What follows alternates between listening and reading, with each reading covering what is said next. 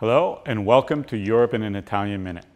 Today we want to talk about something that might not seem directly related to Europe, but I think really touches upon at least two key important issues related to European integration. We're going to talk about the recent change in the Italian electoral law. Now, there's some changes in electoral laws might seem really boring, but this really gets to the heart of Italian democracy, and it really gets to the heart of democracy in Europe. The recent change sees the reintroduction or the introduction of a proportional representation system with some key elements. One of them is that the party or the list that gets 40% of the vote will get an automatic majority of 55% of the seats in the Chamber of Deputies. This is tied with another change which essentially has done away with Italy's two-chamber system. The Italian Senate will no longer be directly elected.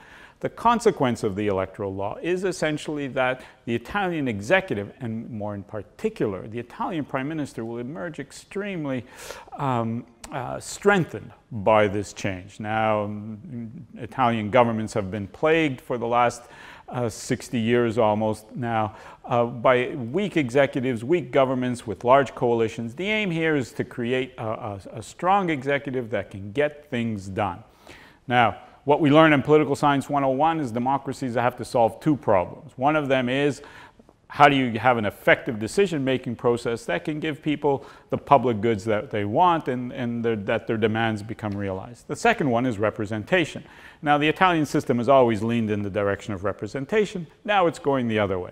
Why is this important for Europe? I think there's two reasons here. One of them is that the changes that have been presented as part of the modernization of the Italian political system that's necessary for Italy in Europe. And this, I think, really gets to the heart of what we don't talk about in the Maastricht changes and the Maastricht Treaty. And that is that not only was the single market and the single currency meant to provide consumers with transparent ways of knowing the differences between prices and products and for competitors and for producers to be more competitive, it also puts into evidence the effectiveness of how we are governed in Europe. How do our national institutions respond to new changes and new pressures?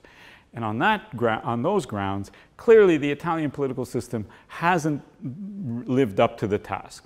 And so these changes, along with a whole series of other reforms that the Renzi government is introducing, are pointed in that direction to say, look, we need a higher quality of government and we need to bring about these changes. Whether these are the right changes or not, and whether it brings them in the right political class is another point. But it's clearly a reform program that's tied to Europe. The second issue relates to the democratic deficit question in Europe.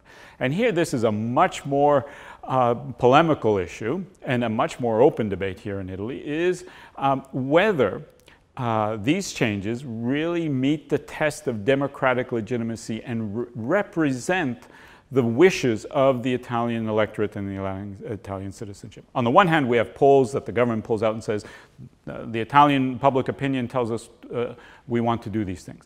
But I think a couple of points here are important here. First, the reforms have been approved by a plurality of the votes in the Chamber of Deputies. The opposition, in fact, abandoned the final vote, and a large part of the governing party, the PD, voted against. At least we think they did, because the votes were by secret ballot. So there isn't a large consensus in the Italian parliament. A couple of other points are important here. This is a government that wasn't elected by the Italian people. It was a government that was formed after the election and after replaced another government that was formed after the election. So it's not like this government was elected on this mandate. So that raises a number of questions. And the other point, and this is a much more perhaps troublesome part, is that this is a parliament that has been ruled unconstitutional by the Italian Constitutional Court. The reason why we have these reforms is the Constitutional Court ruled that the previous electoral law, which elected this parliament, was unconstitutional. So we have an unconstitutional parliament giving the country a new set of electoral laws. Now, it probably couldn't be any other way, given the fragmented nature of the Italian political system. And it probably couldn't be any other way, whether there was Europe and Maastricht or not, for Italy to have this need for more effective decision-making processes. But the fact of the matter is that these changes have been brought about because, have been presented as being brought about because we are part of Europe and we need to make these changes to be more competitive in Europe.